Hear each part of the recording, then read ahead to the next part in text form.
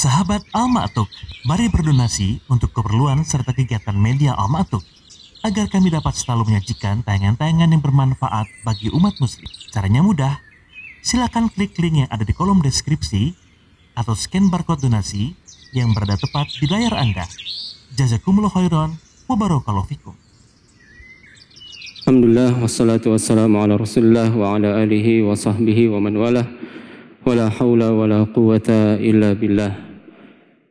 Rabbi shrah li sadri wa yassir li amri wa hlul 'uqdatam min lisani yafqahu qawli.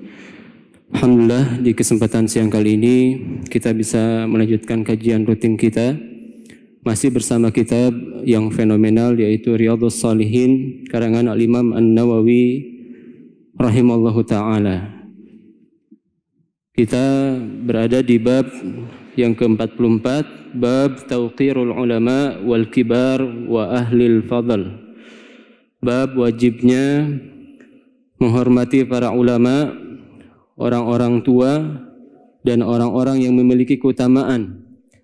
Wa taqdimihim ala ghairihim, dan mendahulukan mereka di atas yang lainnya. Wa raf'i majalisihim wa idhar martabatihim, dan meninggikan kedudukannya di majlis serta menampakkan keutamaan mereka di majlis.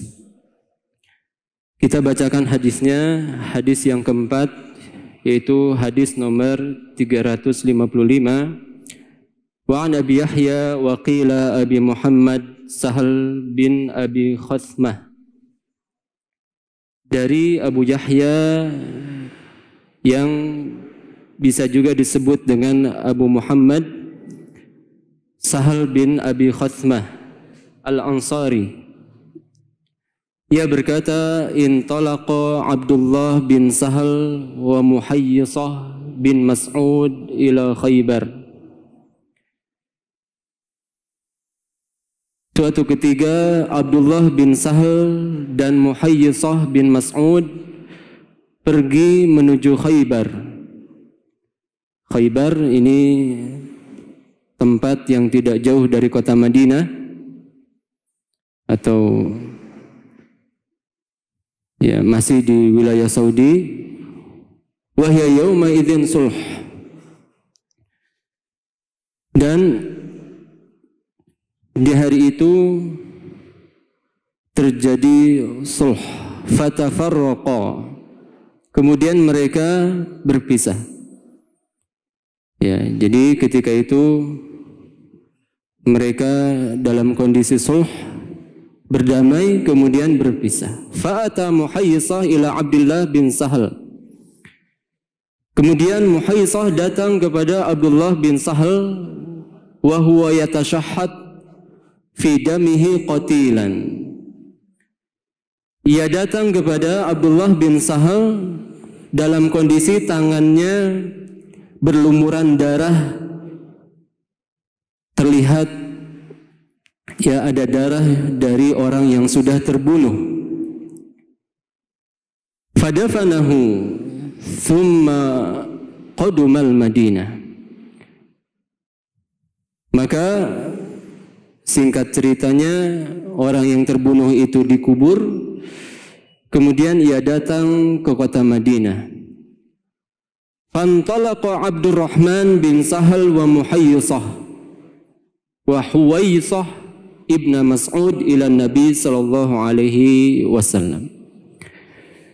Kemudian pergilah Abdurrahman bin Sahal serta anak atau dua anak dari Mas'ud, yaitu Muhayyisah dan Huwaisah, kepada Nabi sallallahu alaihi wasallam. Fadhahaba Abdurrahman yatakallam, maka mulailah Abdurrahman yang berbicara. Faqala kabbir kabbir, maka Nabi SAW mengatakan yang lebih tua dulu, yang lebih tua dahulu. Ini yang menjadi syahid dalam hadis ini. Ya. Jadi sebenarnya hadis ini berbicara tentang kasus pengadilan, babul qada. Namun Al-Imam An-Nawawi memasukkan bab atau hadis yang berkaitan dengan masalah peradilan ini ke dalam bab ini karena di dalam hadis ini Nabi SAW mengatakan kabir, kabir. Yang lebih dahulu berbicara adalah orang yang lebih tua. Dahulukan yang lebih tua. Wa huwa ahdathul qaum. Kata perawi hadis, padahal Abdurrahman orang yang paling muda. Fasakat, maka dia pun diam. Fatakallama, maka yang berbicara ketika itu adalah Khuwaisah dan Muhayyisah. Faqala atahlifuna watastahiquna qatilakum? Ya, apakah kalian mau bersumpah untuk mengambil hak dari orang yang terbunuh di antara kalian?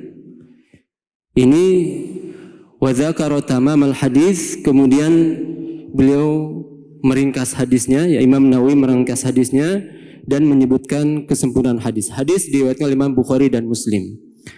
Ini hadis berbicara tentang babul qasamah.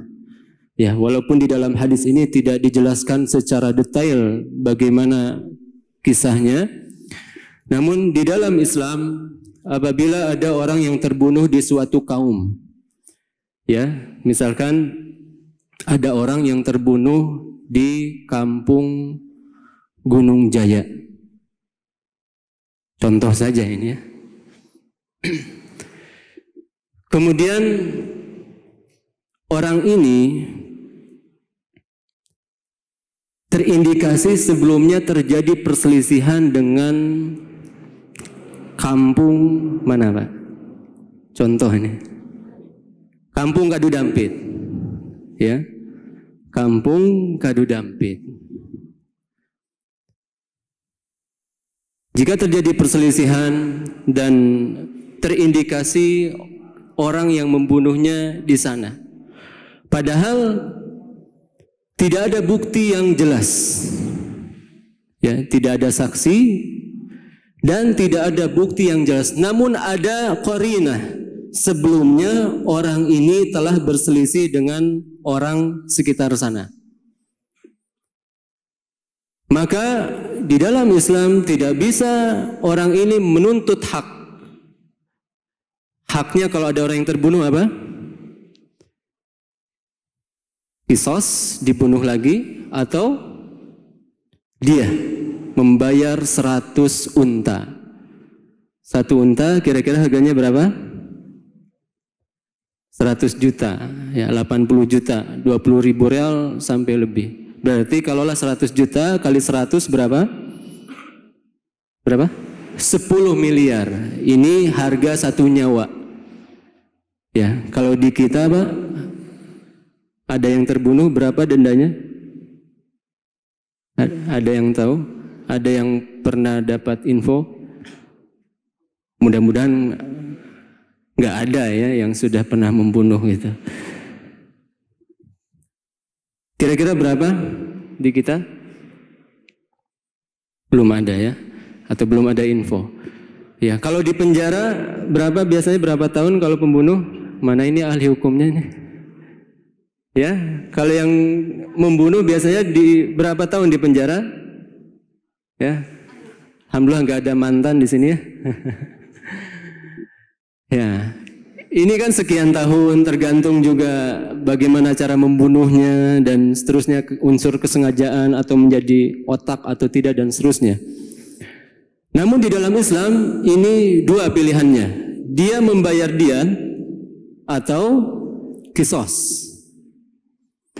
Sementara orang ini terbunuh, tidak diketahui siapa yang membunuhnya, tidak jelas. Maka ada istilahnya al-qasamah.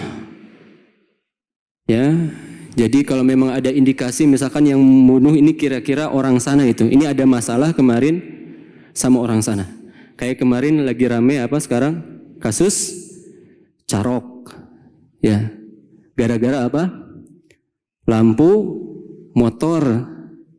Tahu Pak ya? Insyaallah tahu lah. Ya, gara-gara orang naik motor, kemudian lampu menyorot beberapa orang, tersinggung, adu mulut, akhirnya ditantang Carok. Di mana itu? Di Bangkalan, di Madura. Pulang ke rumah bawa celurit, naik sama kakaknya, adik kakak ini jago carok, ya, itu orangnya 10, yang turun carok berapa? 5 orang, 2 lawan 5, 4 orang mati di tempat, yang 1 kabur. Subhanallah. Ini, ya, kalau seandainya terjadi pembunuhan, kemudian tidak diketahui